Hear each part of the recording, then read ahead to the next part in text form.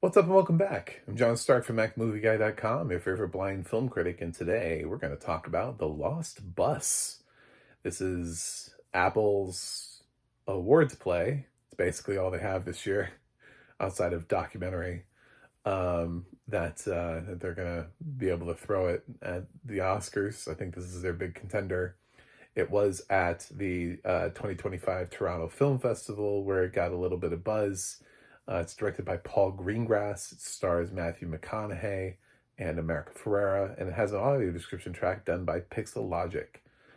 And I thought the audio description track, especially for Pixelogic, I thought it was really good. It didn't really have the opening credits problem that I don't like how Pixelogic does Apple's shows, where we just don't get opening credits. We just get like the title card sequences with like the images and stuff. Even if you feel like you could fit in the names, they just don't. They don't even try. So with this, yeah, we just kind of jump into the movie. So it's based on a true story of the wildfire that decimated Paradise, California. If you're unfamiliar of how that went and you just don't watch the news and this whole experience is new for you, I'm sorry that I spoiled the fact that there's a wildfire in this movie.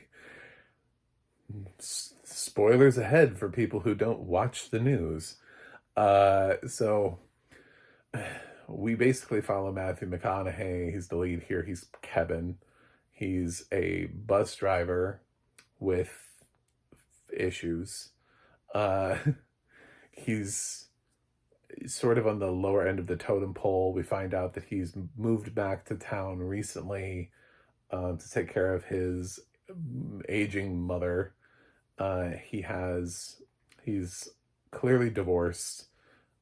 His wife is only seen at the tail end of the thing, but I spent the whole movie disliking her. We'll get to her. I want to talk about Linda in a minute. But, he comes home and his son's home and his mom says, son's sick and he doesn't believe it. And he's like, well, we'll do something and maybe go out and have father-son time. And he doesn't believe his son's sick. His son doesn't really do much in this movie either. This is like I liked The Lost Bus, but Paul Greengrass's character structure here is pretty terrible for a lot of these things. It's what's going to kill this film for Best Picture is he thrives in the thrilling sequences and the action sequences, but the other stuff around it is just it's a mess.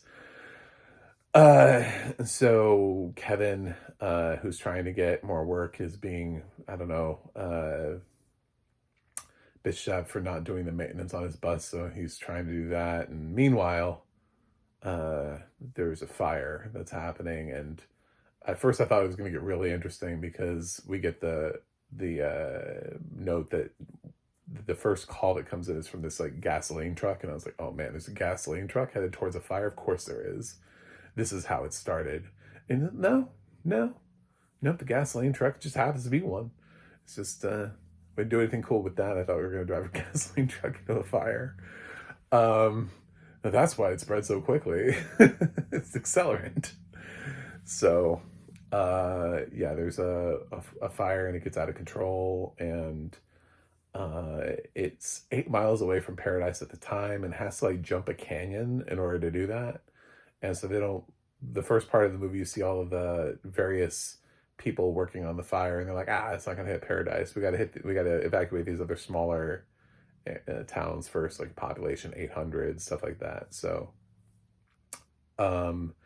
Paradise is population 27,000. So it's not like a giant town, but it still is a lot of people to try to evacuate in a short period of time if you're not giving them any notice. So then obviously shit gets worse, and then the fire spreads. Meanwhile, Kevin is trying to deal with his wife, who keeps calling because she's being inconvenienced because her son is calling her. He's like, why is my son calling me? Why is he what are you doing with him? And he's like, we just had a misunderstanding. The Matthew McConaughey thing. By the way, he's stretching himself here. This is why he wins the Oscar this year, is because he's playing a 44-year-old. Do you know how hard that is for Matthew McConaughey to play a 44-year-old? I mean, I was blown away. Blown away by the performance. I was like, oh my God, this man is 44. He's 2 years older than I am. This is amazing. So, yeah, he's not 44, but nice try, Hollywood. Thank you for that. I'm sure he wishes he was. So, yeah, his wife is just, I'm finally doing something for myself and going to Colorado. And he keeps calling. I'm like, I don't know, he's 15. He's fine. Like, he stayed at home. And it turns out he does actually have a stomach flu. Like, he is actually sick. And then, there's this whole thing about Kevin worrying about his family while he also has to, he's the only bus that can go pick up this final group of kids. They're the kids that their parents were unreachable during this tragedy. So these are the 20 kids with the parents who you go, what? Anyway, so the 20 kids with the most unreachable parents are being shepherded by America Ferreira's character, who plays Mary? I think that's her name. She's a teacher, and they're all little ones. They're all elementary school kids. So everything has to be like, walk in a single file line. Ignore the raging fire that's coming for us. Everything will be fine. This is Mr. Kevin. He's going to get us there safely. And then it's just like a journey of like where they're headed and stuff. So yeah, again, the action sequences here are great. If you're a fan of Paul Greengrass and have enjoyed the intensity that he brings to his films, like his injection into the Bourne franchise, which didn't start off on a bad note. Doug Liman did a really excellent job with The Bourne Identity, but then when you flip it into like the next two films, you're just like, what are these movies? Like I remember there was talk about Matt Damon getting an Oscar nomination for playing Jason Bourne in one of those movies and being like, could we get him in here for like the Bourne Ultimatum, maybe? And it's because Greengrass is so good in certain moments. Like he ratchets tension and holds it perfectly. I love United 93. It's a hard watch, and obviously not like a happy one that I need to watch over and over again. But if you haven't seen United 93, it is a hell of a movie. And I think if we had an expanded 10 Best Picture nominees that year, I think it would have gone to one of those. Probably would have been one of those films that only got like a picture, maybe something else. You know what I'm saying? Like a 2-nomination film, like Women Talking. But yeah, I think United 93 is one of his best films, easily. And he's had a little bit of a muted response over the years, but he gets in and out of projects, and sometimes they pop and sometimes they don't. But I'm always intrigued by his involvement in a project because I know that he has the chops when given a structurally sound project. Here, the screenplay just doesn't support it. He supports himself through the direction, through his ability to hold these moments. But a lot of the character development is really weak. I was thinking like a better writer here would have found different beats. Like there's a moment on the bus where Kevin and Mary are talking, and they both find out Kevin's like he's got family that he's worried about in the fire, and he didn't sign up for like the warning system or whatever, which seems crazy since he grew up there. So they both grew up there. It's just she's been there her whole life, and he grew up there and then moved away and then came back. So they're both from there. So it's not like somebody who moved to this area and is unfamiliar with like how dangerous wildfires can be. They both should have known. Like, I grew up in an area in Tornado Alley. So if I went back there later with my family, even though I haven't lived there in years, I would still be like, yeah, this is a real thing. I wouldn't have been like, oh, what are tornadoes? I forgot from my childhood. Oh, they're dangerous? Weird. So yeah, he didn't opt into the thing, so he's worried that his family at home doesn't doesn't know, and he's got this 15-year-old kid and a grandmother, and she can't drive, and he's 15, just under the age of driving, I guess. So I bet in any sort of survival movie, that could be just fine behind the wheel. I bet for a 15-year-old, if this character was better developed, he would know how to drive a car. So it's just they don't really do anything with his son. He's so underutilized. And she turns out she's got a 15-year-old too. She's been married for 19 years, and the dad's away on a trip or something, I don't know. And so she's also worried about her kid. So they both have kids that they're worried about that are not there, and they're having to save other people's kids that have parents that they can't get in contact with. I get it. Like, the setup is nice. We don't develop any of these kids, by the way. They're all just like on the bus. There's like one kid that's like on the floor for a minute, and America Ferreira has like a moment with them. But other than that, there's one kid also that comes to like the front of the bus, and he's like, I don't know, he says something about his parents, and he gets to sit there for a second. He has like a 15-second conversation with Matthew McConaughey before fading back into obscurity. We kids really just have like they could have literally like rotated kids out, and I don't think anybody would notice. Like, different kids just appearing on the bus at different periods of time. I don't think anybody would have noticed that the kids were like, that they weren't even the same 20 kids in every single shot. So, yeah, it is what it is. But yeah, the strength is coming from Ferreira and McConaughey, who are trying to lead the situation. They're both clearly overextended, worried about their own stuff, but they also want to save these little kids, like anybody would. Except for like the one guy who runs up with a gun and tries to steal the bus, tries to carjack a school bus in the middle of a fire. That happens. If that was a real thing in life, I hope he was one of the 88 deaths in the Paradise Fire. And yes, I just said that. Yeah, I do. Yeah, you tried to carjack a school bus with kids on it.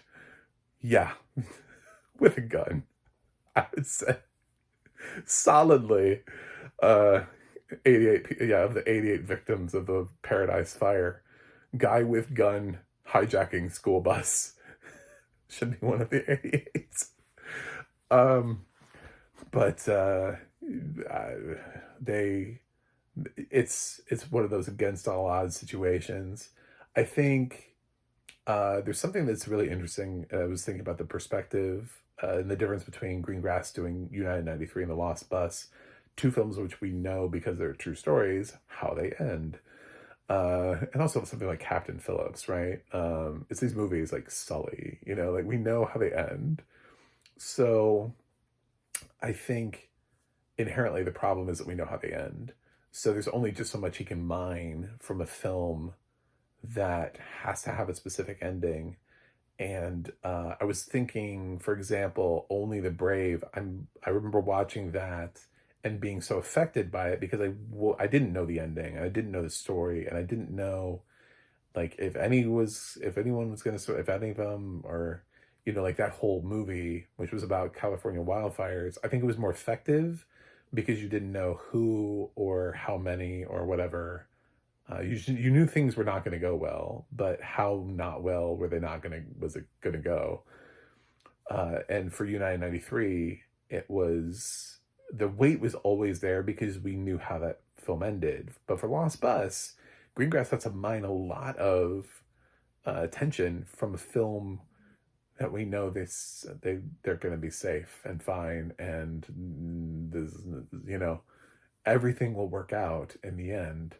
So no matter what is thrown at them and how ridiculous it is, like they're told to go to this one elementary school, which they don't get the message that, because the fire spreads pretty quickly, that they're then told to detour to another location. So they get to this other elementary school, and it's like on fire, and like America Ferreira gets out of the car. She's like crying. She's like shouting hello into like a actively burning building, as if the people wouldn't be standing up. What is she gonna do? I was just like, in that moment, I was like, what are we doing here? Why is this scene happening, Paul? Paul, what are you doing? So I don't know, maybe there was I get like, for like a second, you call out and you're like, is anybody there? Nope. Okay. You're like, we might as well see if there's anybody worth picking up, just in case there is. Like that one parent who was like, they said my kid would be here and I'm gonna be here, god damn it. Also thought it would have been far more powerful, especially considering people did die in this and people were lost, if they had a scene. And you have, the two, you have Kevin and Mary, who are both worried about their own kids. Would have been interesting if, because the bus pulls up at the end. I know these are all spoilers, but these are all things that happen in real life. All the parents are there. It's funny how all of the kids, all their parents are there. These were all parents who were hard to reach for one reason or another, but yet they all managed to be there, really.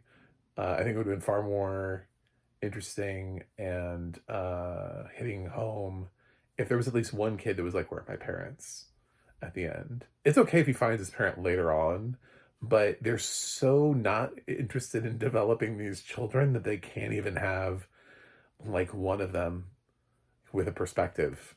It's like the film is so narrow in its McConaughey Ferreira perspective that everybody else just doesn't matter, to the point where it feels like they're actually like resisting the urge to develop anything else. They're just like, no, we're not gonna, no, nope, not gonna do that. But these are all the things that would make the film stronger, is to have a better understanding of all of the people involved in it and all the different scenarios, and to see, because that's kind of what they're doing by flashing back and forth to the people who are trying to control the wildfire in the situation. They're yelling at PG&E about the wires, and why are they still on? Why the fuck are these wires still on? Like those kind of scenes are great. But yeah, these are. It's a frustrating movie.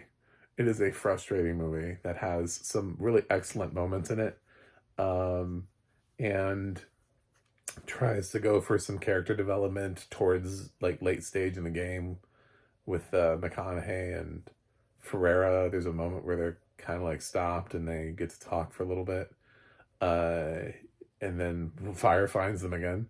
So, of course it does. And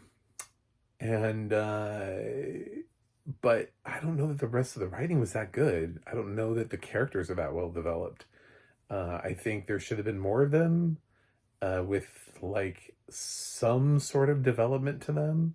There were characters that we're supposed to like tangentially care about. Like I noticed in the audio description, it pointed out, like for a hot second, when Mary, America Ferrera's character, is loading the kids on the bus, she has like a teacher's aide or something like that, or another teacher there, and she's the one who like locks up the other school. I'm sure that was a fruitless effort, but she locks up the school that they're evacuating, and then leaves on her own to go to the final, in this faraway town, this field where everybody is hanging out. And then we get a shot of her at the end, and I'm like, but we didn't do anything with her in the beginning. Like I think she has like one line of dialogue with America Ferrera, and then we like catch up with her, and it's like, remember her? And it's like, barely. Like, why is this the moment? So yeah, man, this could have been so much better, but this is one of Paul Greengrass's, like, it's okay. And the reason why it's okay is because Greengrass can take those moments that are tense, and even though you're like, they lived, right? Like, there are moments in here where you're like, maybe they don't. maybe it's rewriting history. I would have started off the movie with a based on a true story. There were buses this day. This is not one of them. These are not real characters. This is inspired by events that happened that day. So that way you could leave people with the, oh God, are they going to kill off these kids in a bus? Is this going to happen? Is this potential? Because knowing the whole movie, every time they're in a situation, I'm just like, well, they'll be fine. Well, they'll be fine. Well, they'll be fine. Well, they'll be fine. And guess what? They are. So, uh, it's a little over 2 hours. I really like the audio description for this. It was Suki something, and I tried. I was waiting because usually we get the credits at like the audio description credits at the end. So I had my I didn't have my app quite ready, and then I totally forgot the name. But it was one of those rare Apple films that actually had the audio description credits like right up at the beginning, like it's a Netflix movie. And I was like, what? like, wait, what? What did you just say to me? So Suki something narrated this, and she did a really good job. Um, but The Lost Bus, not going to win any Oscars this year. I don't even think it's going to get nominated. I wouldn't put it anywhere. I wouldn't bet on it on anything. No, everybody's had a stronger performance. There's not enough here to support them. In terms of visual effects, it's going to get beat out by other films that are more. I mean, even though the critics didn't love it, Jurassic World Rebirth, I'm sure has a better shot at visual effects nomination than this does. Sound, honestly, Apple shouldn't even bother because they have a much better contender in F1. So a much more likely contender in F1. I don't think The Lost Bus is going to get there, but F1 could actually get the nomination. So I don't really know where this is going, and I think that's why it's releasing at the beginning of October, is because Apple's kind of tapping out this year. They don't really have an Oscar contender, like a strong one. Their biggest Oscar contender is F1, which could get into some tech categories if campaigned correctly. So, and then they have a documentary coming later this year that has a pretty strong chance. So The Lost Bus. I know it sounds like I was super negative on the film, and I'm close on that, but it's not that I hated the movie. It's just, it's really imperfect. And sometimes when you like something and you see the imperfections, you see them more. So I see what Paul Greengrass was doing in certain elements of it, and I'm like, this is excellent. There are certain elements of this film where it's like, this is amazing, this is great. But it's the stuff around it where you just go, man, I wish the script supported them better. I wish this had just come out to be a better film. I just, I joked at the end, I watched this with somebody, and that we get the afterward, the credit of Kevin and Mary and like what they're up to now. And I was like, but what about Linda? Did she ever get to go to Colorado? Because it was her time. She had not gotten to do that. And we don't even know. Did she get to go to Colorado? Their attempts at writing the other characters are so not good. There's no one else to collapse onto or anything here. It's just Matthew McConaughey, America Ferreira, and some people, and some little kids on the bus that went round and round. So I think this is, sadly, this is one of those frustrating near middle of the road films, but I'm going to go rotten on this. I'm going to give The Lost Bus a 5.8 out of 10. I think there's more that weighs down this movie than there is good. I think the couple of good things here, I found it to be more frustrating than anything else. I found it to be more like, can somebody help Paul, please? As he seems to be trying to make a good film here, and it didn't feel like anybody else was. I felt like no one else was interested in making this thing work except for Matthew and America. And even some of the stuff that they're given to do and say, I don't know who wrote this screenplay, but I do not think this is a good screenplay. I think it's good direction. That's it. So if it's written and directed by Paul Greengrass, he can do one of those things, apparently. So one of those things he can do well. That's it. I feel bad giving this based on a true story, a rotten score, and going against the tide on this, but I can't say this is good, you should watch this. I want to. I think it's close to it. So I don't think you should run from this film, but yeah, there are a lot of movies out there this year, and The Lost Bus lost me. So thanks for watching. Thanks for subscribing. I'll see you guys on the other side.